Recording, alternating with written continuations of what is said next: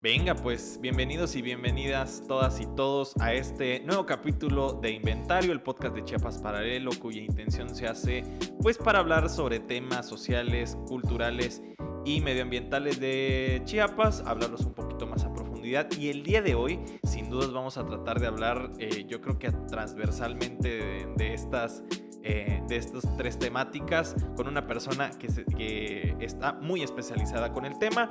Nada más para recordarles que Inventario se encuentra en diversas plataformas, está en Anchor, está en Spotify, está ya en Google Podcast, está en YouTube, así que por ahí pueden verlo y escucharlo si quieren. También el día de hoy pues vamos a hablar de un tema que sí se me hace bien interesante y que se ha hablado, pero justo con la persona que vamos a tratar de descifrar y de analizar diferentes temas, pues sabemos que es un tema un poco más complejo de decirlo en una entrevista tal vez de 2 minutos, de minuto y medio.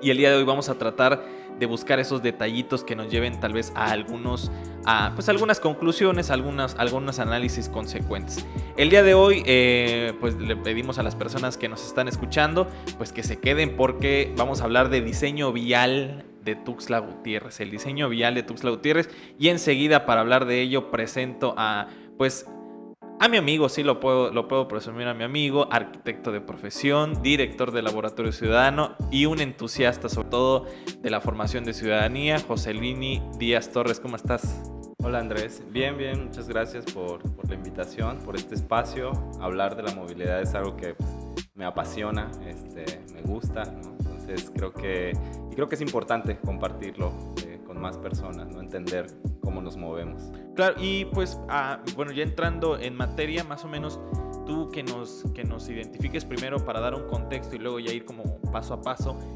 Primero que nos digas qué es el diseño vial, ¿no? Tú o la movilidad, ¿tú cómo lo defines, ¿no? Ok, pues la movilidad es como un término acuñado a las ciudades, ¿no? Al movimiento de personas, de cosas, ¿no? Entonces, la movilidad se trata del traslado de personas y de cosas de un punto a otro, ese es en específico. Y el diseño vial es el diseño de la infraestructura, de las políticas públicas, de las reglamentaciones, para que ese traslado se dé de manera eficiente, se dé de manera segura, ¿no? Se dé de manera sustentable, ¿no? Y cada vez se le suman como nuevos como elementos más que hacen del diseño vial como la ciencia que ahora es. También te pregunto, por ejemplo, aterrizándolo en Tuxtla, sabemos que es la capital, sin embargo, lo platicábamos con el maestro Roberto Ramos Maza, pues es una capital pues relativamente nueva, ¿no? Tiene tal vez 120, 130, 40 años, o sea, en 1892 se hizo capital y pues todo el siglo XX nos explicaba, pues se formó como capital, entonces su movilidad ha cambiado de forma vertiginosa al pasar de ser pues una ciudad alterna a la capital de Tuxtla Gutiérrez. La capital de Chiapas, perdón. ¿Tú cómo has identificado esta movilidad tal vez con el paso de los años? Sí, o sea, a partir de que se vuelve capital hay un cambio total, pero ese no es el momento como clave, ¿no? O sea, realmente el tema de la movilidad en Tuxtla aparece a partir del movimiento moderno, ¿no? Que empieza a haber como un boom de crecimiento habitacional, un boom ¿qué sería? ¿Los 70s? ¿80s? Desde los 60s quizás empieza a incrementar el parque vehicular, ¿no? De la ciudad, y de ahí para acá ha venido creciendo exponencialmente, pero sí en los 60s está como, digamos, que el punto de quiebre, ¿no? Entre esta ciudad-pueblo que o sea, que es capital, pero está creciendo a este desbordamiento, ¿no? Que ahora conocemos, ¿no? Si tú haces cálculos son 50 años, ¿no? En 50 años hemos crecido exponencialmente en distintos sentidos, y en términos de movilidad pues es particularmente especial, ¿no? Claro, nos vamos a ir paso a paso, ¿no? ¿Cómo es la movilidad, por ejemplo, vehicular en Tuxtla en estos momentos? Compleja. Hay como muchos datos, ¿no? Que nos ayudan a entender cómo funciona la movilidad en la ciudad, ¿no? De entrada, el parque vehicular, ¿no? O sea, tenemos alrededor de 5,000 autos por cada 100,000 habitantes en la ciudad, ¿no? Esto es mucho mayor a la media nacional, ¿no? Y mucho mayor a lo que reporta, por ejemplo, la zona metropolitana del Valle de México, ¿no? Que es la mayor zona metropolitana del país. Entonces, estar por arriba como de estas bases es como preocupante, ¿no? Porque Sí. pues, significa que se está incentivando el uso del automóvil mayormente por sobre otros modos de movernos, ¿no? Uh-huh. Y este incentivo pues obedece a muchas cosas, a que no se invierte en otros tipos de transporte, porque la gente dice, quiero un auto, ¿no? O sea, Uh-huh. es el ideal pues, de las generaciones nuevas, y no tiene que ver solo con un tema como de capacidad económica o de élite, ¿no? O sea, tiene que ver con una necesidad, porque no hay un sistema de transporte público de calidad en la ciudad, que conecte a toda la ciudad, que tenga un horario que sea seguro, que sea amplio, ¿no? El horario. Entonces, pues, la gente, el tener un coche es una necesidad, ¿no? Sobre todo si vives en una de las colonias de la periferia de la ciudad. Entonces, sí hay un tema complejo como en ese sentido, en cómo se invierte y en cómo se incentiva un tipo de movilidad sobre otro. Claro, yo me pongo a pensar teniendo en cuenta, bueno, estamos hablando de Tuxtla Gutiérrez, tal vez no vamos a ampliar en otros municipios, pero sí identificar que es la capital del estado tal vez más pobre del país, ¿no?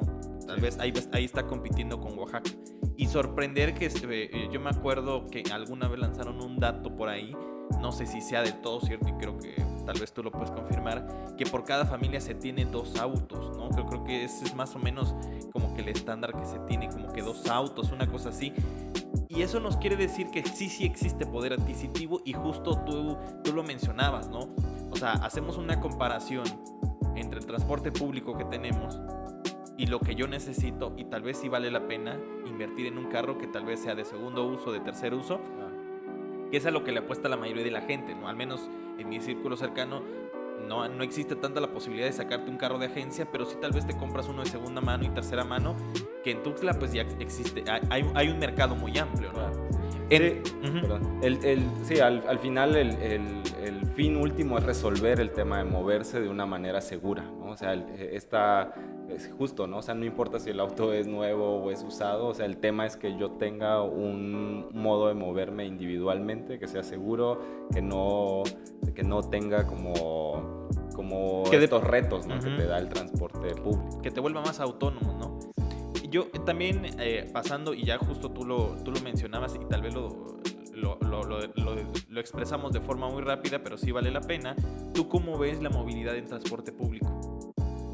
Mira, creo que tiene muchos retos, ¿no? Sobre todo en temas de diseño, ¿no? Creo que lo que sucede en la ciudad es que el transporte público no se diseña, ¿no? El transporte público solo se concesiona, ¿no? O sea, yo propongo esta ruta y pues busco mi concesión, y aquí se crea una nueva colonia y necesita que haya transporte público, una nueva ruta a esa colonia. Así sucede el transporte público, ¿no? Casi por generación espontánea, ¿no? O sea, improvisado. Nace colonia, nace ruta, ¿no?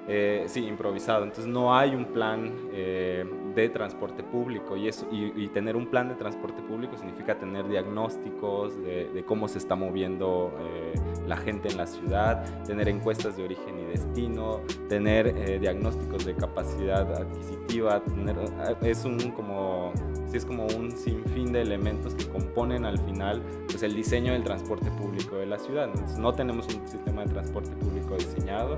Nuestro mayor sistema de transporte público que teníamos en la ciudad, o sea, digamos que el que tenía la mayor planeación era el Conejo Bus, ¿no? Que a pesar de todos los retos que tenía como medio de transporte público, era el transporte público que podíamos presumir como que al menos tenía choferes capacitados, que tenía una era forma más o menos de control, pensada. Era más o menos pensada. En sus inicios se pensó que iba a tener un carril confinado. Esto significa que no iba a competir con el transporte privado, porque pues justo al final la gente decía, pues ¿para qué uso el Conejo si pues es un armastrote de, ¿cuánto quieres? 20 metros compitiendo con los autos privados, entonces era más lento llegar de un lado a otro, ¿no? Mucha gente que le cambió la autodenominación a Tortuga Bus, sí, ¿no? Tortuga Bus. Claro, pero justo porque no hay una planeación, tú metes un camión de esas dimensiones a competir con un montón de vehículos que además no hay una cultura vial que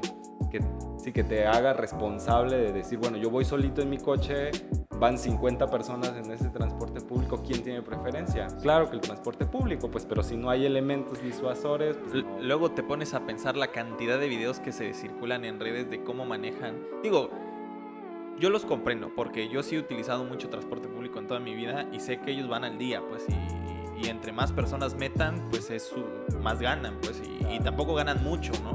Pero, pues como, o sea, imagínate, en un momento de quiebre en el que ves un transporte nuevo pero lento y ves un transporte común barato, bueno, los dos estaban baratos del mismo precio, pero más rápido, pues que opta la ciudadanía por irse en el más rápido. Por ser más rápido. Entonces, luego desaparece esta única oportunidad de tener un sistema de transporte público de calidad en la ciudad que podía mejorarse, y pues hasta la fecha no nos han dado que sigue después del Conejo Bus, ¿no? O sea, hay como muchas especulaciones de que las concesiones van a volver a los dueños, que ese me parece que sería el error garrafal para la movilidad de la ciudad, porque poder quitar así que de las garras de los pulpos del transporte público los dos ejes principales de la ciudad, se puede decir que es una victoria como para los ciudadanos. Claro. Pues, y que regrese a ellos significa de nuevo volver a tener estas unidades inseguras. Últimamente han habido un sinfín de accidentes relacionados de eso lo vamos a platicar más adelante. Público, y es porque pues, no hay nada que los vigile, que los obligue a que de verdad las unidades se cambien en la temporalidad específica, que tengan sus chequeos. O sea, ¿quién vigila eso? O sea, claro. No hay. Tal vez la mayor preocupación del gobierno sea el tema de las concesiones. Sí. O sea, de vigilar a quién se la da, a quién se la quita, y lo demás tal vez esta estructura gubernamental que nos pueda dar la Secretaría de Transporte y Movilidad o de Movilidad y Transporte, de vigilar este tipo de aspectos, pues no lo tiene, ¿no? Ya pasando a cómo es la movilidad de otros vehículos, que sobre todo hablamos de bicicletas, de scooters, de patinetas. ¿Cómo ves esa movilidad también? Mira, creo que ha ido incrementando, o sea, bueno, y no es creo, o sea, es más bien la Secretaría de Movilidad ha hecho algunos aforos ciclistas en los últimos años, y ha sido como bien evidente el incremento, ¿no? Y pues, no por nada justo acaban de inaugurar un siguiente tramo de la ciclovía en la avenida principal de la ciudad, y eso obedece a estos resultados de estos ejercicios de conteos, ¿no? Se cuentan cuántos usuarios hay de la bicicleta en la ciudad, y ha crecido, ¿no? Entonces eso es importante decir que ha crecido la infraestructura ciclista, no al paso que se requiere, porque pues, tener 2 tramos separados de ciclovía en la ciudad pues, no resuelve, ¿no? O sea, pues te puedes sentir inseguro cuando llegas a la ciclovía, pero ¿cuánto quieres? 1 kilómetro, 2 kilómetros, y después ¿qué? ¿No? Después te toca sortear ahí seguir lidiando con los automovilistas, lidiar con el mal diseño de la ciudad, ¿no? Entonces también tiene retos, pero creo que justo la pandemia nos ha obligado a pensar en ese sistema de transporte alternativo, porque pues justo, ¿no? Tiene todos los elementos para hacer el sistema de transporte ideal en medio de una pandemia, ¿no? No interactúas como con más personas, mejoras la salud, llegas más rápido. Entonces muchas ciudades alrededor del mundo aprovecharon, bueno, más bien se subieron como a esta ola de que la gente estaba buscando alternativas para moverse, para meter el transporte en bicicleta como un elemento rector de la ciudad, ¿no? Hay muchos ejemplos en la Ciudad de México, en Guadalajara, en Querétaro, de vías temporales, de creación de ciclovías temporales que ahora las están haciendo permanentes. Las crearon en medio de la pandemia para que la gente pudiera moverse, y pues vieron que la gente las abarrotó, entonces están como volviéndolas permanentes, ¿no? Creo que pues, Tuxtla se atrasó un poco con la creación del nuevo tramo, pero pues ya está, ¿no? Entonces creo que creo que ese es el estado de la movilidad en bicicleta de la ciudad. Claro, o sea, más allá de la ciclovía hay distintos tipos de retos, ¿no? Claro. O sea, que librar. Y te pregunto por último, ya que estamos platicando sobre las movilidades, y creo que aquí viene el mayor de los retos. ¿Qué onda con el peatón? ¿Cómo es la movilidad peatonal? ¿Cómo ves? Pues mira, justo estaba como revisando como los últimos como datos de cómo está distribuida la movilidad de la ciudad, y resulta que el peatón y la movilidad en silla de ruedas es el mayor modo de movilidad en Tuxtla, ¿no? El ICIPLAN hizo en el 2019 un reporte como modal de cómo nos movemos en porcentajes como tuxtlecos, y el 49% de los tuxtlecos se mueven de manera peatonal, ¿no? O sea, hace como su movimiento por la ciudad caminando o en silla de ruedas, ¿no? Entonces es un número como altísimo que se contrapone pues, al estado del espacio que tenemos para caminar, ¿no? Uh-huh. Al estado, a la condición, y específicamente porque pues, tú ves las banquetas del centro, y aunque son como banquetas como mucho más amplias, pues a partir de algunos proyectos de remodelación que hubieron en la ciudad, sin embargo, pues tiene condiciones todavía muy complejas, ¿no? Que tiene que ver con la invasión por parte de los negocios, por parte de los propios automovilistas que se estacionan encima de ella, la calidad del concreto. O sea, creo que los retos son muchos, ¿no? En términos de la infraestructura.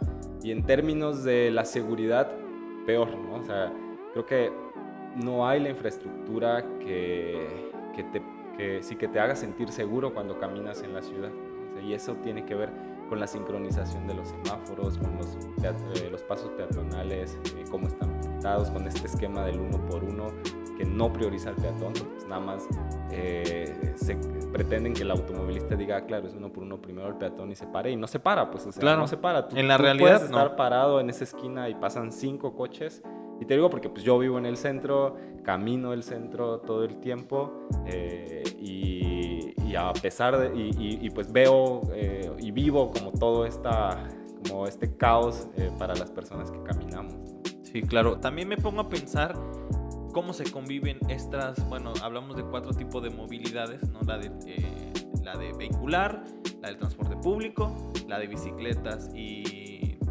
cualquier otra movilidad alternativa, y el peatón. ¿Tú cómo ves, cómo conviven, o al menos desde tu forma de ver, y cómo conviven estas?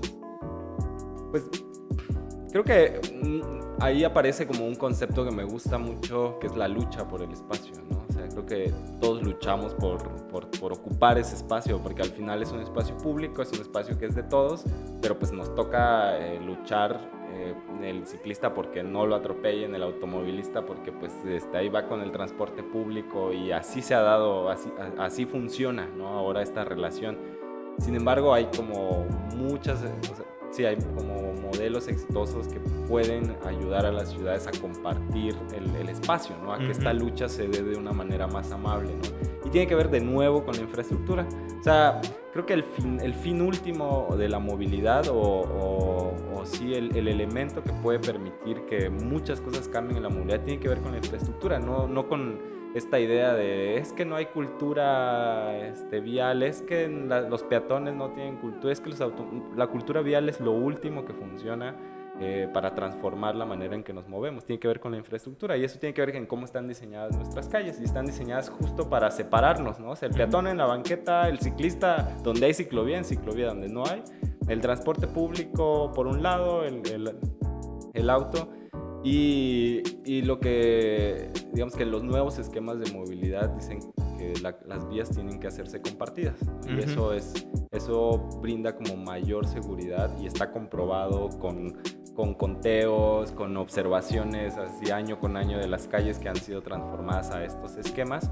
Y compartir la calle no es más que el diseño de la infraestructura de la calle nos permita a todos leerla y entender que de entrada cómo funciona la pirámide de la movilidad, ¿no? Estamos todos ahí mismo, pero pues el que va primero es el peatón. ¿Por qué? Porque es el más vulnerable, ¿no? Después va el ciclista, después va el transporte público y por último va el automovilista. Sin embargo, en la ciudad, en Tuxtla, la infraestructura está hecha al revés, ¿no? O sea, ¿quién tiene la prioridad aquí? Todos lo sabemos, ¿no? Es el automovilista, ¿no? O sea, es el rey por todos lados y eso obedece a cómo está construida la infraestructura vial.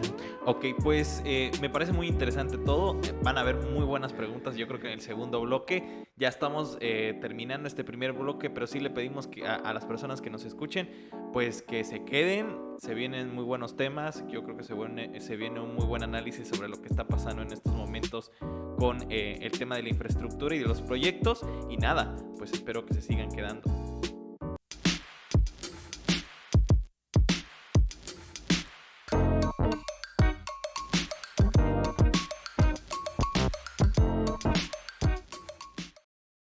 Venga, pues ya estamos de regreso en este segundo bloque de este capítulo del podcast llamado Inventario. El día de hoy pues estamos con Joselín y Díaz Torres hablando de diferentes temas sobre movilidad en Tuxtla Gutiérrez. Apartamos algunas cosas, dejamos en claro algunos temas ahí en este primer bloque sobre la movilidad en transporte, en vehículos, la movilidad alternativa y la movilidad peatonal, ¿no? Para introducirnos ya en estos temas así ya un poco más controversiales y ahí de discusión, quisiera iniciar con una anécdota, una anécdota personal en cómo vivía la movilidad. Por ejemplo, yo toda la vida viví en el norte de la ciudad, norte-oriente de la ciudad, ¿no? Entonces, para nosotros ir a la casa de nuestra abuela, de nuestra bisabuela, pues teníamos que cruzar el libramiento norte. Entonces te pones a pensar, bueno, de chico pues no lo analizas tanto, ¿no? Pero ya de grande dices, pero qué necesidad, y lo que te comentaba en el corte, qué necesidad tiene un joven de cruzar una de las vías más, pues más rápidas que tiene, no sé si yo me imagino que la entidad, y sobre todo Tuxtla Gutiérrez, ¿no? Arriesgando su propia vida y siendo, como tú dices, exponiendo su vulnerabilidad. Entonces ahí vemos el reto de la movilidad, ¿no? Y hasta el día de hoy, ese tramo que estamos hablando de la calle Central y Cuarta Oriente y Libramiento Norte, pues no tiene ni un puente peatonal y así ha estado. Y cada vez, bueno, ya cuando tuve la oportunidad de analizar, de entrar a la universidad y ver diferentes fenómenos, me puse a pensar cuántas personas no habrán muerto, cuántos perros y cuántos gatos no habrán muerto. Porque también hay que contar esas vidas porque cuentan, claro, al final de cuentas. Y nada, o sea, esa anécdota y esa reflexión interna que he tenido, pues me ha llevado tal vez a interesarme con estos temas de movilidad y tal vez pues exponerlo desde un experto como eres tú. Ahora, sí. Te iba a decir que ese fenómeno tiene un nombre como muy identificado y es la fragmentación urbana, ¿no? Y eso lo provocan justo las vías de alta velocidad al interior de las ciudades, ¿no? Y la fragmentación urbana no es más que una vía con velocidades muy altas, sin condiciones para que un peatón o un ciclista pueda atravesarla.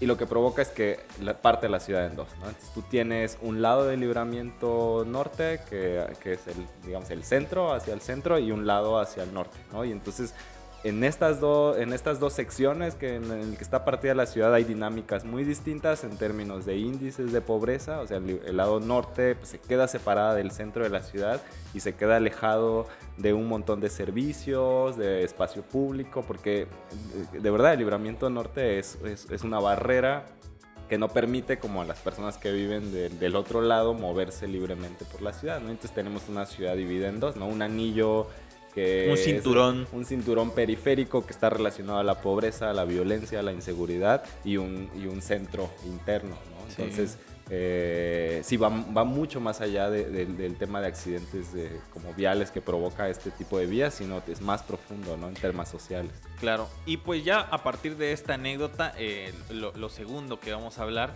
es un tema bien interesante y que tú lo expusiste en un post de Facebook que más adelante diremos donde te puedan encontrar, de las comparaciones sobre las prioridades en infraestructura de movilidad.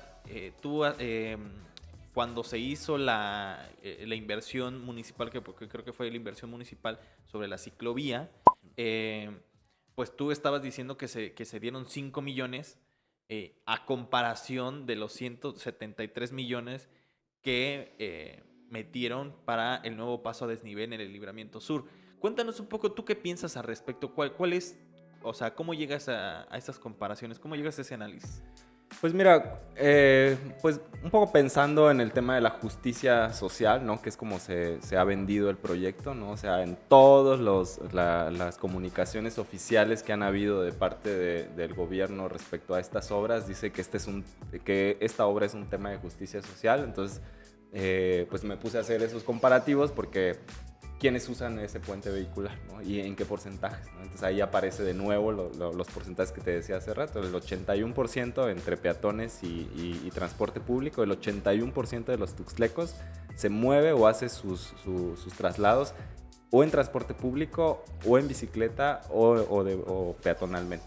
Solo el 11% de la población se mueve en coche, o sea, a pesar de que tenemos 2 coches por habitante, a pesar de que hay 310 coches por cada 1000 habitantes, solo el 11% de los tuxtlecos tiene el privilegio de moverse en coche. Entonces se está invirtiendo 173 millones de pesos para el 11% de la población y hay otro 82% que no tienen nada de inversión, ¿no? Que tienen que sortearse de una combi que se puede accidentar, que está en mal estado, o caminar por esta ciudad que es una locura, o andar en bicicleta arriesgando la vida en 4 kilómetros de ciclovía. Entonces, haciendo esas cuentas, 5 millones de pesos alcanzaron para 2.5 kilómetros de ciclovía. O sea, imagínate cómo hubiera sido la red ciclista de la ciudad con 173 millones. O sea, tuviéramos ciclovía hasta para llegar a la colonia más lejana, ¿no? O sea, en las vías principales, obviamente, no en todas las vías, pero sí en las vías principales. Entonces, sí, es un tema de justicia social, ¿no? Pero de verdadera justicia social y no de esta idea de vamos a invertir mucho dinero por justicia social. No funciona así, ¿no? Entonces, un poco ahí, en eso está el análisis. Claro, también me pongo a pensar no solo en el tema de estos 2 ejemplos recientes que se tienen acerca de, pues por una parte la inversión que se tiene a los pasos de desnivel y por la otra el tema de la ciclovía, sino también me pongo a pensar en el día a día, ¿no? Estamos en el centro y nos ponemos a pensar en el centro y es año con año que pintan las cebras peatonales y nunca quedan fijas. También hay que identificar y eso a mí también a veces me da rabia, que ya se ha dejado que la principal vía de Tuxtla Gutiérrez, que tal vez puede ser de la Catedral de San Marcos al Parque Central, pues hay una muy conocida cebra peatonal que tal vez ha sobrevivido y que de repente la gente puede llegar a ubicar y decir, bueno, aquí hay una cebra, nos detengamos. Y que en un momento dado habían 2 o 3 de tránsito ahí parando. Pero me ha tocado ya casi en los últimos años que ni existan ya estos policías de tránsito que sí, bueno, apliquen de alguna manera este principio piramidal que tú dices del peatón, por ser el más vulnerable, pero nos damos cuenta pues que ya ni siquiera eso, ¿no? Sí. Y te quedaste corto porque el tema de los pasos de cebra es así el elemento básico de la movilidad peatonal, ¿no? O sea, hay muchos más elementos que no se están haciendo en la ciudad. ¿Como cuáles? Semáforos peatonales. O sea, es tanto el desinterés por las personas que caminamos o andamos en bicicleta, que la ciudad tiene varios semáforos peatonales inactivos desde que los pusieron. Y estoy hablando de cuando se hizo la remodelación del bulevar Ángel Albino Corzo, pues pusieron desde el 5 de mayo hasta la Unicach y tú camina por ahí y vas a ver los semáforos peatonales. A nadie les ha interesado activarlos, a nadie les ha interesado. Son semáforos peatonales y ciclistas. Ya está la ciclovía, no funciona el semáforo. O sea, ahí está el semáforo ciclista que podría estar ayudando a que moverte en bicicleta por esa zona sea mucho más seguro a pesar de la ciclovía, pero pues nadie lo activa, ¿no? O sea, a nadie le interesa. Yo también te pongo otro ejemplo. En la UNACH, de donde está la librería José Emilio Pacheco, a donde termina la UNACH, también es otro donde se pusieron, muy controvertido por cierto, donde se pusieron varios semáforos en un paso que no estaba muy acostumbrado a ponerse semáforos. Hay uno justo en la prepa 7, hay otro más adelante. O sea, pusieron muchos semáforos, entre ellos semáforos peatonales, porque ahí hicieron una ciclovía, ¿no? La ciclovía que estaba de este lado. Pero luego pasó, no, yo creo que no duró ni un año y medio, y lastimosamente, y eso sí me permito recalcarlo, hicieron una gran fractura a la librería, creo que tenía mucho más auge en Tuxtla Gutiérrez y que le daba una muy buena identidad, que era la José Emilio Pacheco, porque pues destruyeron toda la vía, le pusieron cemento, le pusieron las vías, y después de un año y tanto, pues ya la librería ya no era la misma. Pero hablando de este tema, pues pasó un año, 3 o 4 meses, y pues ahorita no hay, o sea, ves las figuritas de los semáforos, pero no ves que Sí, estén no están activos. encendidos. Inclusive los semáforos que están ahí ni sirven, o sea, como si no Claro. estuvieran, es una inversión fantasma. Claro. Sí, y justo, o sea, estos 173 millones y los demás millones del Andrés R. Rojas y los muchos más millones del nuevo paso a desnivel doble que va a haber en la ciudad, pues están primero, o sea, es la inversión que se está haciendo primero antes que otro tipo de inversiones, que ni siquiera es solo la pirámide de la movilidad, que es este sueño de cómo debemos movernos, sino tiene que ver con también todos los instrumentos de movilidad que tiene la ciudad. O sea, está el PIMUS, que es el Plan Integral de Movilidad Urbana Sustentable, que rige cómo se tiene que invertir en la movilidad en la ciudad, y también ese marca qué se tiene que hacer antes de hacer puentes, ¿no? Porque los puentes están en el PIMUS y es un poco lo que justifica la Secretaría de Obras Públicas, que dice estos puentes están en un plan, sí, pero también está en el plan el sistema de transporte confinado de la Avenida Central, el sistema de transporte confinado del Libramiento Sur, el sistema de, o sea, hay un montón de obras para la movilidad que tendrían que estarse priorizando antes. No lo digo solo porque primero el peatón, sino están en las normas, pues están en los instrumentos que rigen la movilidad de la ciudad, y pues a nadie le importa, ¿no? Entonces, Claro. Y también me pongo a pensar, ya entrando en el tema que sí nos acoge mucho, es pensar en estas grandes inversiones y cómo desde la sociedad civil articulada pues está tratando de, al final de cuentas, de justificar o de identificar, porque lo decía en un podcast anterior y lo leía de Rousseau en el contrato social, ¿no? De que los gobernantes han olvidado mucho el tema de la opinión, ahorita opinión pública, ¿no? De que pues con tal de significar o de representar las mayores preocupaciones de la ciudadanía, pues ellos tal vez a la interna dicen, pues Tuxtla necesita esto, o Tuxtla necesita un parque, o Tuxtla necesita un paso a desnivel. Pero como tú dices, en la realidad y con los datos, pues qué tanto... sí, y quien lo dice, porque también o sea, ese es el tema, que quienes dicen yo sé cómo se debe mover esta ciudad, pues es gente desactualizada, pues son los colegios de ingenieros. Cuando comenzó el puente de la 11 Poniente, empezaron a salir todos los colegios a decir refrendamos nuestro compromiso, recomendamos que se hagan más puentes aquí. O sea, hubo un post que sacó el Colegio de Ingenieros diciendo que hacían falta puentes vehiculares en Plaza Ámbar, puentes vehiculares justo en el punto en donde fue el accidente donde murieron 50 y tantos migrantes. Ahí había recomendado el Colegio de Ingenieros que se deben poner puentes. Entonces, ¿quién está haciendo esas recomendaciones? O sea, pues gente que pues, está jalando para su molino, porque pues es gente que se dedica a la construcción. Entonces, es justo esta idea de cómo se deben construir ahora las ciudades tendría que estar como haciéndose acompañado de la sociedad civil, de la academia, de los expertos, de las recomendaciones. Ni siquiera tienen que inventarse el hilo negro, ¿no? Esta administración a nivel federal está haciendo mucho trabajo en temas de recomendación y planeación para la movilidad. Sacó hace 2 años la SEDATU, el Manual de Calles Mexicanas, que es así, A, B, C, para hacer una calle que funcione. O sea, elementos hay, ¿no? O sea, elementos técnicos, elementos sociales. Podría haber mucho capital político. O sea, ¿te imaginas que este sexenio fuera recordado por el sistema BRT de la ciudad? O sea, creo que el lenguaje sería distinto. O sea, la manera en que veríamos al gobierno sería distinto. Pero o sea, ¿quién va a recordar 3 puentes vehiculares? ¿Quién dice, sí, el gobernador que hizo los puentes en el Libramiento Norte?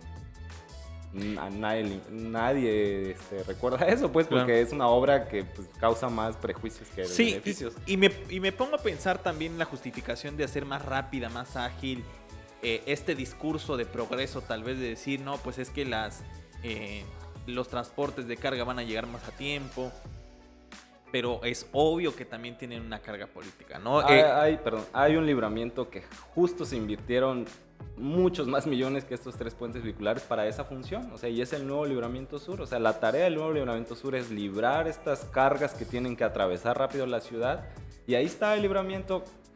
Yo no tengo datos de cuánta gente lo usa, de cuánto de lo que se mueve por la ciudad en mercancías de verdad atraviesa por ahí, pero pues ahí está, ¿no? Entonces esa justificante pues no sirve, pues, porque de entrada, tú lo decías también, los libramientos al interior de la ciudad, el norte y el sur, tendrían que cambiar de entrada su tipología. Pues ya no puede ser un libramiento cuando tienes una casa del otro lado y la escuela de este lado y no hay forma de cruzar. Entonces, este modelo vial ya no le funciona a la ciudad. El libramiento sur tendría que haber sido desde hace años, o tiene que ser ya una vía pacífica, o sea, un corredor, un gran corredor verde, un bulevar, lo que sea, pero un libramiento al interior de la ciudad es inconcebible. Pues. Sí, yo también me pongo a pensar lo que nos decía Roberto Ramos Maza, que es esa necesidad de copiar proyectos y copiar, y tal vez esa... Y atrasados. Pues. Sí, y camisetas en decir, bueno, Tuxtla Gutiérrez está a la vanguardia de todo, pero me dices, ahora, ¿quién está construyendo con cemento? Tan solo, por poner un ejemplo, muchas ciudades en el mundo y algunas ya en México están tirando esa infraestructura. O sea, Seúl hace 10 años tiró la principal avenida de la ciudad, que era una vía de 2 pisos que atravesaba todo Seúl, y volvió a sacar el río que taparon hace saber cuántos años. En Estados Unidos muchas ciudades están tirando esta infraestructura porque no funciona. O sea, no funciona en términos climáticos, no funciona en términos de movilidad, no funciona en términos de economía, no funciona. O sea, pruebas técnicas, pruebas científicas hay, o sea, estudios hay de que esta movilidad no funciona. O sea, no le funciona a nadie, pues. O sea, la Ciudad de México, cuando alguien dijo después de que hicieron los segundos pisos ya la ciudad se mueve mejor, nadie, porque hay un efecto que además está súper estudiado, que es este efecto de gas, o sea, es el efecto como del tanque de gas, ¿no? Que es, tú pones gas en un espacio muy pequeño, lo va a ocupar. Si tú amplías el espacio, se va a ampliar también. Si tú amplías, se va a ampliar. Lo mismo funciona con el parque vehicular. Tú le pones 2 pisos, va a haber más coches. Le pones 6 carriles, va a haber más coches. Y así se va a ir. Entonces, esa no es la solución, ¿no? Claro, pues es demasiadamente interesante todo lo que estamos platicando, y tal vez hay mucha tela de donde cortar, pero sin lugar a dudas yo sí ahondaría en hablar sobre un término que yo vi otra vez nuevamente en lo que tú posteaste en Facebook, que es violencia vial. Y que haces una comparación bien interesante y una construcción y un análisis sobre el tema de los atropellamientos, de los choques. Cuéntanos un poco cómo tú defines este tema de la violencia vial. Bueno, la violencia vial en datos, por ejemplo, al menos en Tuxtla, en Chiapas ocupa el 9º lugar en muertes viales. El 9º lugar de 31 estados que tiene el país. El 9º lugar, una ciudad que es capital de uno de los estados más pobres, de una ciudad que es pequeña, de una ciudad... O sea, el 9º lugar es un número que al menos personalmente me impacta, ¿no? Y eso tiene que ver justo por el tema de la violencia vial. No es más que cuánta gente muere en las calles, cuánta gente pierde como su capacidad de trabajo, su capacidad de moverse, ¿no? O sea, hay muchos estudios alrededor de los estragos que causa la violencia vial más allá de la muerte, ¿no? O sea, más allá de morir, o sea, el que te quedes con una discapacidad, el que te quedes, que pierdas como lo que sea, ¿no? A la familia. Entonces hay ahí como un tema que no se atiende, ¿no? Y eso es la violencia vial. Normalmente se culpa la violencia vial, pues, de quien la ejerce, ¿no? Que es los automovilistas, ¿no? O sea, pues chocaron, pues es que la calle es muy violenta porque van a altas velocidades. Y lo que yo reflexionaba en el post es que no, o sea, que realmente quien ejerce la mayor violencia vial contra sus ciudadanos, pues es quien planea la ciudad, ¿no? Porque al final el cómo nos movemos está regido el qué nos ponen para movernos, ¿no? Pues si nos ponen un libramiento que atraviesa toda la ciudad sin ningún semáforo, o sea, sin ningún elemento que te persuada. Claro, hay accidentes porque iban a 150 kilómetros por hora al interior de la ciudad, 160 kilómetros por hora. Eso es violencia vial, pues, pero es violencia vial porque nos están poniendo una vía de esas capacidades que además se está incrementando pues la capacidad de velocidades, porque pues, antes tenías 2 semáforos al menos en el crucero San Fernando y en el crucero de la Coca, que ya no van a estar. Entonces te vas a poder echar desde la Torre Chiapas hasta la salida de la ciudad sin nada que te detenga, o sea, sin nada que te detenga. Entonces, eso es violencia vial. Si tú tienes que atravesar una calle que no tiene semáforo peatonal, es violencia vial. O sea, porque, imagínate, está el semáforo vehicular, por ejemplo, en el crucero del 5 de mayo, en el Parque 5 de mayo. Está el semáforo vehicular, pero si tú quieres cruzar peatonalmente, si está en rojo el semáforo para que tú puedas cruzar, pues está en verde el que va a dar vuelta y a nadie se sabe la regla de que si estás dando vuelta continua, el peatón es primero. Pues tú puedes dar tu vuelta continua, pero tienes que cuidar al peatón.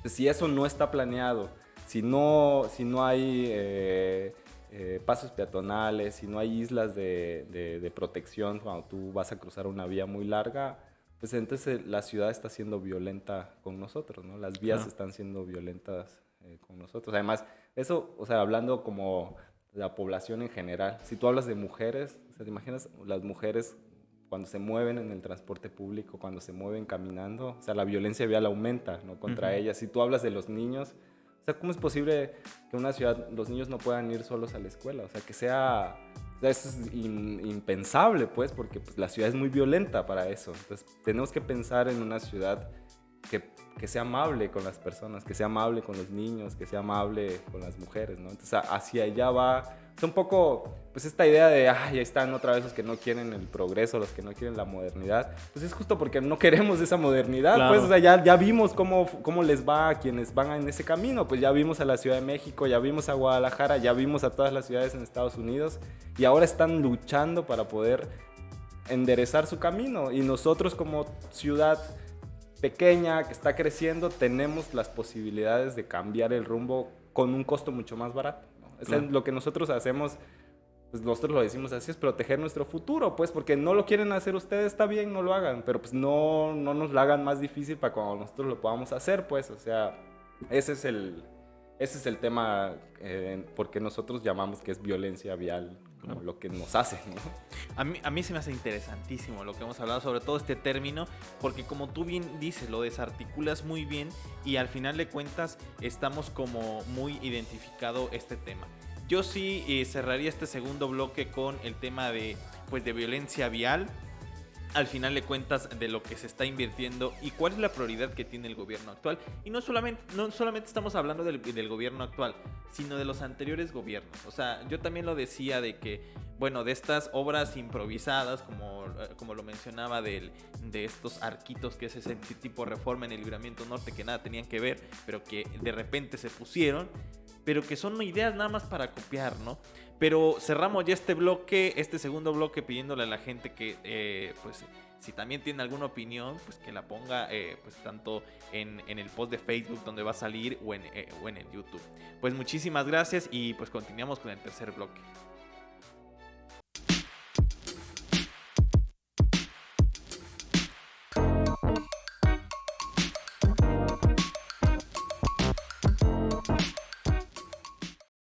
Bueno, pues estamos en este tercer y último bloque de este capítulo que se me ha hecho de lo más interesante porque no solamente estoy escuchando y estoy haciendo preguntas, sino también estoy aprendiendo. Y como lo mencionaba y se lo mencionaba a Joselina al principio, a veces estos intentos de nuevos formatos ayudan a hablar un poco más sobre temas que son sumamente interesantes y que tal vez en los medios de comunicación pues pasan como una nota más o una nota fugaz, como le decimos nosotros. Y pues son intentos muy buenos porque así se le da un poco de voz, se piensan un poco más y se articula y se comprende cómo es que llega uno de repente a decisiones así, decir, no conviene esto, pero no conviene por esta serie de factores, ¿no? Justo nos hacían una pregunta de los compañeros acá del tema de la educación vial como una materia. ¿Tú qué piensas al respecto?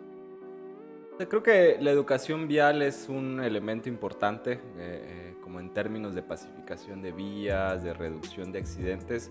Sin embargo, hay también como muchos seguimientos que se hacen como a esta idea de la educación vial y no funciona, ¿no? O sea, no ha funcionado en muchos años, no le ha funcionado a muchas ciudades, ¿no? Entonces, creo que es importante la educación vial, pero se tiene que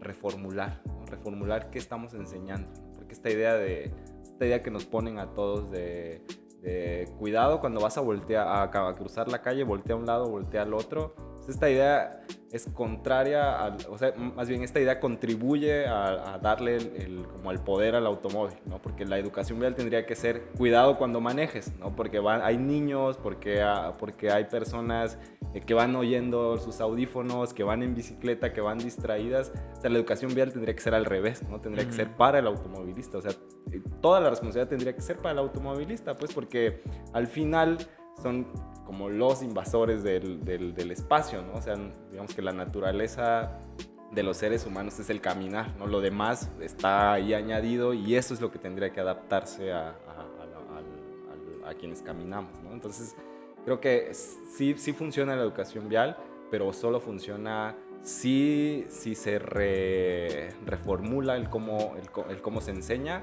y lo otro es que sí funciona solo cuando hay la infraestructura. O sea, si no hay la infraestructura correcta, tú le puedes enseñar el ABC de cómo caminar, de cómo cruzar, pero si la infraestructura no lo permite, si no hay semáforos, si no hay reductores de velocidad, si no hay otro tipo de persuasión, pues no funciona. Sí, y hablando de reductores, también me acuerdo y es por eso que es bien vital que de repente pongamos ejemplos de esta controversia que se armó justo enfrente del Parque Noquis. No sé si te acuerdas de hace unos 2 o 3 años, antes de pandemia, que de repente pusieron unos reductores de velocidad. Yendo, ya ves que está esta bandera, yendo hacia abajo, ¿no? Y obviamente yendo también hacia arriba. Y cómo la ciudadanía que estaba al lado se quejaba, ¿no? O sea, no, perdón. La ciudadanía que estaba al lado favorecía. ¿Por qué? Porque enfrente estaba un CEJUM, que es el Centro de Justicia para Mujeres, había una escuela, estaba el Parque Noquis, y decían, bueno, al menos con esto pues, sí puedo tener un poquito más de protección. Pero para toda la gente que no vivía cerca de ahí, pues sí fue como el gritar pegar en el grito en el cielo, en decir no, ¿por qué pusieron reductores? ¿Cuál es el objetivo? Nos van a ir haciendo más lentos y al final, como es este meme de Elmo, triunfó el mal, porque a los 2-3 meses que pusieron esa idea, pues las quitaron, ¿no? ¿Tú cómo ves este tipo de fenómenos, no? ¿Ya es esta introducción en rol secundario que tiene el peatón? Sí, y además que pues para los proyectos positivos o negativos muchas veces los dos son resultados de la improvisación, pues, o sea, entonces si no hay nada que lo justifica y que puedan decir no, o sea, esto está aquí por esto y esto y esto, hay estos estudios, porque así se tienen que hacer los proyectos, pues, o sea, si es así de, pues alguien dijo que los pongan porque la gente de alrededor está contenta y al final resulta que hay más gente porque no está contenta porque pues los acostumbras a moverte por la ciudad a 120 y de pronto le dices no, aquí tienes que ir a 60, entonces la gente dice no, pues ¿cómo? Entonces es lo mismo que hay también una lucha como bien constante para que el centro se respete las velocidades a 30 kilómetros, que es la velocidad máxima que se va a alcanzar, y además reducirla a 20, que es lo que se recomienda para los centros de población. Imaginas que dijeran ahora va a ser de 20, igual pues, todo el mundo brincaría porque pues, nos acostumbran a andar en la ciudad a las velocidades que queramos, ¿no? Claro. ¿Tú qué propondrías? O sea, yo sé que es muy complejo y hay muchos temas en donde se podrían abarcar. Hablamos, no sé, desde los vehículos, desde el transporte, desde las bicicletas, desde el peatón. Pero tú qué, o sea, de forma muy puntual, tú me hablas de la infraestructura, pero tú qué propondrías y que podría ser un proyecto que sí, al final de cuentas, obviamente no cambiar toda la cultura que por muchos años ya se ha construido, pero tú cómo podría ser un ejemplo. Y es lo que estábamos platicando, ¿no? De que ya existen alternativas que se han hecho, pero que están aisladas. ¿Tú cómo ves algún proyecto que más o menos se pueda identificar y pueda decir, miren, esta es otra alternativa de vialidad, ¿no? Pues De entrada que le hagan, que revisen el manual de calles mexicanas, de verdad, ese es, o sea, es un trabajo como bien importante para el país, ¿no? O sea, es la primera vez que el país tiene un manual como ese. Y la verdad es que fue un trabajo que se hizo con un montón de organizaciones, con un montón de especialistas, con un montón de agencias internacionales como muy involucradas en el tema. Y ese manual te dice, o sea, para este tipo de vialidad así debe ser el modelo de calle, para este tipo de vialidad así debe ser el modelo de calle. Entonces, el manual de calles te dice, por ejemplo, en el centro, por ahí había otra pregunta respecto a si se debía peatonalizar el centro. La respuesta es no, porque también muchas ciudades han descubierto como a lo largo de los años que el tema de la peatonalización no resuelve mayor cosa, ¿no? Es una estrategia turística bien bonita, es una estrategia económica bien bonita, pero que al final no resuelve el tema de la movilidad, ¿no? Porque cuando tú separas los distintos modos de transporte, por ejemplo, si tú vas en una avenida con tu coche y esa avenida tiene barandales, que aquí en la ciudad no hay tantas, pero en otras, hay algunas acá, pero es como más común en otras, pues eso pues te parece que fueras en una autopista, ¿no? Que no hay nada que se te va a atravesar porque hay barandales por todos lados, entonces le puedes meter lo que quieras. Ese es el efecto que provoca el separar los distintos tipos. O sea, el peatón que camine en esta calle peatonal, el ciclista que vaya en esta ciclovía, pero ¿y las que no tienen ciclovía? Entonces en esas, ahí es donde está el problema, pues porque ahí entonces tú vas y te sientes vulnerable y eres vulnerable, ¿no? Entonces lo que se recomienda o a lo que están aspirando los nuevos modelos de movilidad es a compartir la calle, ¿no? Porque eso ha comprobado que si tú pones elementos persuasores de la velocidad como alguien caminando o alguien en bicicleta o alguien con carriola, el auto va a disminuir su velocidad, y eso lo comprobamos justo a finales del año pasado. Hicimos un proyecto, colaboramos con un proyecto en San Roque que se llamó Calles Compartidas, y fue un experimento para saber cómo se comportaría el Tuxtleco si le pones a un niño jugando en medio de la calle, y fue justo en el cruce de San Roque, en esta curvita en donde agarra la calle para allá y la otra para acá sobre la cuarta. Y era bien interesante, porque pronto o sea, lo que hicimos ahí fue pintar una retícula que integrara la banqueta con la calle, poner mobiliario en la banqueta y en la calle, o sea, solo dejando el espacio para que un coche pase, y el coche reducía su velocidad, o sea, la reducía tremendamente, pues porque de entrada por la sorpresa, ¿no? Así como que, ¿qué está pasando aquí? Y es justo a lo que le apuestan las calles compartidas, que tú digas, pues aquí voy pasando en una calle que ni sé cuál es banqueta, ni sé dónde está jugando el niño, entonces voy a ir bien despacito, ¿no? Entonces esa es la aspiración, al menos para el modelo de calles de centros o de centros poblacionales donde hay mucha actividad o comercial o habitacional. Eso se está experimentando y está teniendo muy buenos resultados, ¿no? El compartir la calle. Que el ciclista, que el peatón, que el automovilista pueda ir al mismo nivel de calle, ayuda a que el automovilista reduzca las velocidades y se disminuyen los accidentes relacionados a las velocidades, ¿no? Entonces es bien interesante porque va contrario a lo que nos han enseñado por años, ¿no? O sea, la banqueta entre más alta, más segura, ¿no? Y no. O sea, la banqueta entre más alta, más fragmenta la vía. Entonces el automovilista dice, pues aquí voy solo, ¿no? Sí, claro. Me voy a la velocidad que me voy tendido. Entonces, como el bandido. Entre más difuminada esté la línea entre la banqueta y la calle, más lento va el automovilista. Claro, y nos quedamos con muchos temas. Así, yo quisiera también hablar de cómo es la cultura del peatón en Tuxtla, que también es otro tema larguísimo que segura... Lo único que podría decir ahí es que no debería existir esta idea de la cultura del peatón. O sea, el peatón no tiene la culpa nunca de nada, y no significa... Porque ¿qué podrías criticarle al peatón? Que se aviente contra el coche. Eso es lo único que podría hacer que el peatón tenga mala cultura. Que camine, que cruce la calle sin ver, es lo normal, pues. O sea, caminamos. O sea, la ciudad no tendría por qué tener estas limitantes de dónde cruzo, en dónde sí puedo, en dónde no. O sea, la ciudad tiene que responder en primera instancia a este instinto de caminar, ¿no? Y no solo en esta manera romántica de pues, que todos somos caminantes, sino pues es lo que nos hace a todos en el mismo nivel, pues, porque todos caminamos. O sea, ya si tienes un coche, pues ya estás, ya sabes. En otro estatus, claro. Sí, esta forma social o primera de relacionarnos es caminando, pues entonces no tendría por qué haber esta cultura del peatón. El peatón no tiene la obligación de tener cultura de nada, pues, o sea, porque ¿qué le piden al peatón? Que se fije al cruzar. No, fíjate tú, reduce tu velocidad, ¿no? Que Claro. crucen las esquinas. ¿Por qué?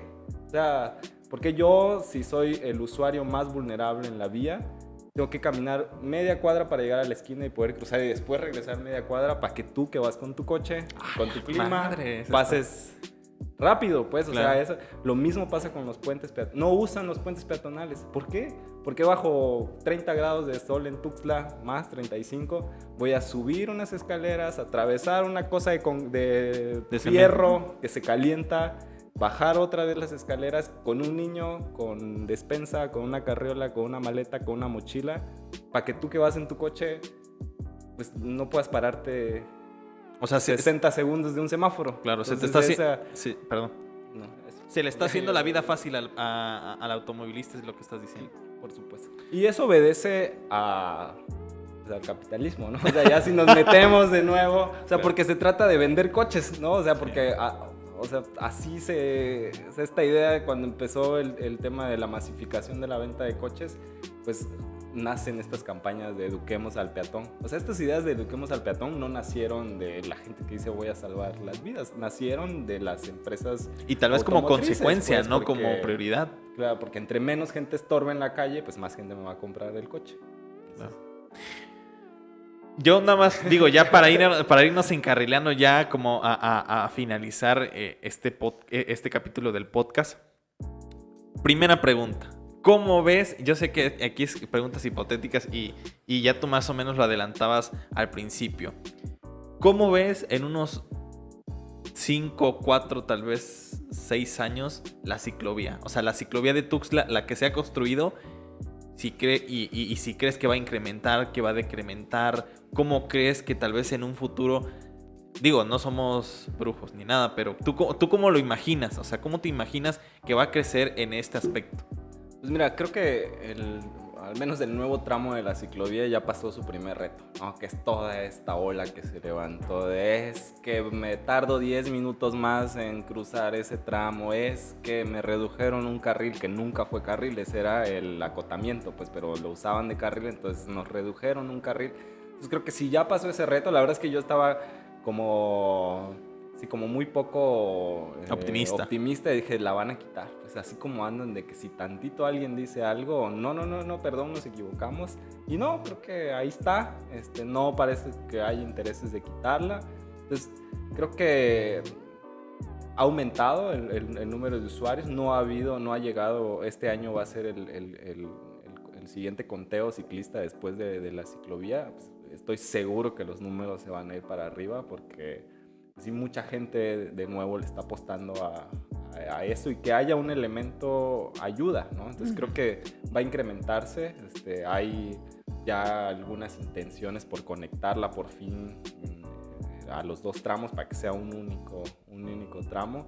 Hay también muchas organizaciones ciclistas y por la movilidad que están pidiendo que se hagan nuevas rutas, o sea, que se contemple, por ejemplo, la ruta de la calzada del Sumidero, la ruta al fraccionamiento que está por la escuela de veterinaria, o sea, todo ese bulevar hacia Real del Bosque. O sea, hay también muchas, o sea, como mucha gente solicitándolo. Entonces yo creo que tan siquiera de un puente vehicular que le inviertan y vas a ver que en 4 años vamos a estar llenos de ciclovías, ¿no? Y mi segunda pregunta es, y esta también se pone re buena, ¿cómo ves en tal vez 5 o tal vez 10 años estos pasos a desnivel? Los vamos a tirar. Sí, o sea, es lo que nos decimos, ¿no? O sea, como el equipo que estamos ahí como exigiendo información, pidiendo los antecedentes, los diagnósticos, y no nos los han dado. Y en lo que nos cobijamos es los vamos a tirar, pues porque, y no lo decimos porque los vamos a ir a vandalizar un día, sino pues es lo que está sucediendo, es como el fenómeno natural de muchas ciudades, ¿no? O sea, están... de entrada, pues hay como expectativas climáticas a pocos años de que pues, nos va a ir muy mal, ¿no? Entonces muchas ciudades están leyendo como estas expectativas y están actuando de esta manera, pues tirando todo lo que ayuda a que el cambio climático se vaya para arriba. Entonces creo que 10 años me parece como un buen... Al menos si no los vamos a tirar, vamos a hacer algunas adecuaciones para que las velocidades se reduzcan. Así, pues ahí está tu puente, pero pues aquí tienes que pasar a esta velocidad, ¿no? Y creo que ni siquiera es un tema ay, es contra los automovilistas. También es un beneficio como para... Sí, para quien se mueve el automóvil poder decir, pues me muevo seguro, o sea, me muevo en una ciudad en donde hay solo tantos porcentajes al año, contrario a ahora, pues que hay 3 diarios, o sea, 3 accidentes al menos diarios en la zona metropolitana de Tuxtla, o sea, son números altísimos, pues quiere decir que un día te puede tocar, ¿no? Porque así están los números, ¿no? Entonces, yo creo que es eso. También me pongo, avanzando con este tema y teniendo el tiempo, que no hemos tocado tal vez a fondo el tema medioambiental, ¿no? Yo, y con esto del Tren Maya, que también es sumamente importante, se había dicho el Tren Maya y de repente alguien ahí soltó la mano y dijo, ¿y qué va a pasar con la fauna? Entonces están improvisando o de alguna forma metiendo estos proyectos sobre los pasos de fauna, ¿no? Y que ya se comprobó, de hecho, creo que la misma Tren Maya o Conavío, alguien subió un video donde sí ya se encontraban, pues, que serpientes pasaban, que de repente pasaban, pues, fauna. Yo aquí te pongo otro ejemplo, ¿no? Justo también del lado norte-oriente, por donde vivo actualmente, pues hay una gran vía. Y el otro día vi una tarántula pasar de un lado a otro, ¿no? Y me puse a pensar, ¿no? Y qué necesidad de que al final de cuentas es un territorio que a ella le ha correspondido durante mucho tiempo y que ha sido para facilitarme a mí la vida, tenga la necesidad de pasar por tantos, eso es una cuestión idealista, pero por tantos automóviles arriesgando su vida, ¿no? Y a mí no se me va mucho de esa mente, y también y eso es algo que sí me encabrona mucho, y sí lo digo, del tema de los perros y los gatos, ¿no? De que sí sabemos que es un tema complicado, ¿no? Pero ¿cuántos perros? Y a mí me tocó verlo en el Libramiento Norte, en la Cuarta Oriente y Calle Central. ¿Cuántos perros no mueren porque de repente se le fue a la vecinita, pues, que vive en el Libramiento Norte, y que pues el perro todo asustado pues se va y busca y al final lo ves muerto? Y esas son vidas que no cuentan, ¿no? Y que dices, bueno, pues ahí están, ¿no? O sea, y que lo único que hay que hacer es echarle cal. ¿Tú cómo ves este fenómeno que a mí se me hace por lo demás triste y egocéntrico que tiene el ser humano, ¿no? Sí, o sea, sí, el tema de la fauna urbana, sea fauna doméstica o fauna nativa, silvestre, ¿no? O sea, silvestre, perdón. Pues sí, creo que hay como un seguimiento como muy puntual del fenómeno en la ciudad.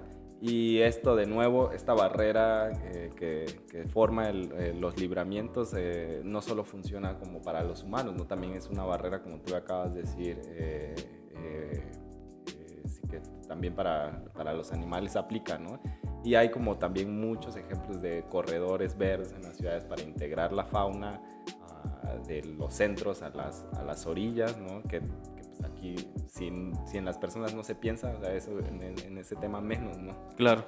Pues nada, la verdad es que ya nos agotamos el tiempo promedio de este podcast. La verdad es que se puso por demás interesante. Yo resumiría en que nos quedan muchos temas por ahí por hablar, ¿no? Como te decía al principio, de repente uno quiere hablar de una cosa, habla de otra cosa y todo se vuelve muy interesante. Pero, ¿alguna conclusión que tú tengas? Pues nada, como dices, creo que el tema de la movilidad se puede leer desde el ángulo que quieras, ¿no? O sea, ahora hicimos como hay una pequeña introducción desde el punto de vista, pues, de la violencia vial, de la infraestructura, pero pues falta cómo se lee desde el cambio climático, cómo se lee desde la parte social, cómo se lee. Entonces creo que involucrarnos en el tema de cómo se está construyendo la movilidad para nosotros es bien importante, ¿no? Porque nos permite defender el territorio, ¿no? Defender pues nuestro futuro, ¿no? Porque al final por ahí nos vamos a mover ahora y siempre, ¿no? Claro. Y pues nada, ya terminamos este capítulo, no sin antes decirle a las personas que estos capítulos de este podcast llamado Inventario las pueden encontrar en YouTube, en www.youtube.com/Chiapas Paralelo TV. En Spotify también está Inventario Chiapas Paralelo y ahí están esos y otros temas que hemos hablado, no solamente de Tuxtla, sino también hemos hablado de diferentes municipios como lo platicábamos al principio. Y está en Anchor, está en Google Podcast y próximamente en Apple Podcast. También decirles, y ese es bien interesante, no sé si quieres dar tus redes, que me imagino que sea al menos Facebook, donde de repente yo veo podcasts que digo, chingar.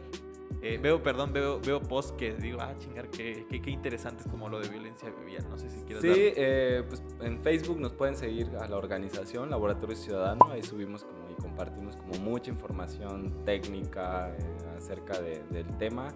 Y pues personalmente, como Joselini Omar Díaz Torres, me pueden encontrar. Igual ahí ando compartiendo siempre material. Ok, pues muchísimas gracias. El día de hoy también pues agradezco mucho la presencia de nuestro querido amigo José Domingo y nuestro amigo Gustavo Coutinho, quienes realizaron el día de hoy este podcast. También pues yo doy mis redes, estoy en Twitter y en Instagram como Andrés Reportero, y ahí esencialmente pues trato de contestar a veces. Pues les agradecemos y esperemos que sigan disfrutando estos contenidos. Muchísimas gracias.